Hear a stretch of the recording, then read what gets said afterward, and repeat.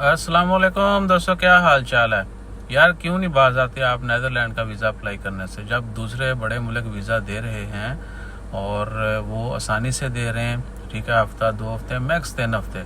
Germany वाले बहुत भी दिन लान थे 2-3 हफ्ते। ठीक है ना, फ्रांस वाले हफ्ते 5 दिन निपटा के वो मार देने।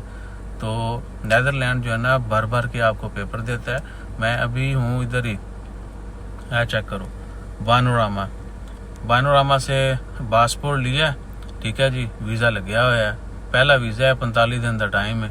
चेक करो, नहीं तो तुम जड़ा ना 10 दिन का टाइम देंगे हो, थानू 10 दिन का ही मिलता है। सही है ना। तो आपने जो ट्रैवल प्लान देना है ना, जिस टेक्निक से अप्लाई करना है आपको, आहो ज़्यादा का भी मिल सकता है। यही बंदा दूसरी दफ़ा करेगा, हो सकता है इसको साल का 6 महीने का मिल जाए। मैंने पासपोर्ट लिया, आज 3 जुलाई है और जुमेरात का दिन है, साल 2025। सब लोग नेदरलैंड।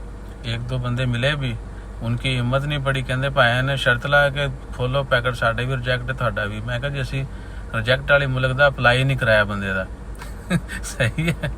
बंदा जो है ना कह रहा है कि भाई मैंने बेशक लंच अभी किया लेकिन खाना अभी खाना है। मैं कहा खाने खोने से असं काम नहीं करते, तो खाना अपना अपना।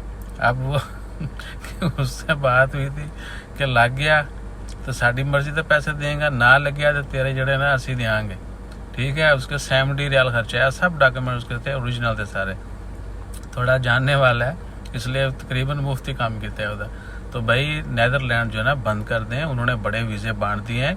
अभी वो बंदा देख के जो है ना वीज़ा देते हैं। ठीक है ना, या तो आहो तो या फिर बंदा वाकई आहो काबुल हो ना तो दे देंगे, बाज आ जाए, बाकी मुल्कों का अप्लाई किया करें।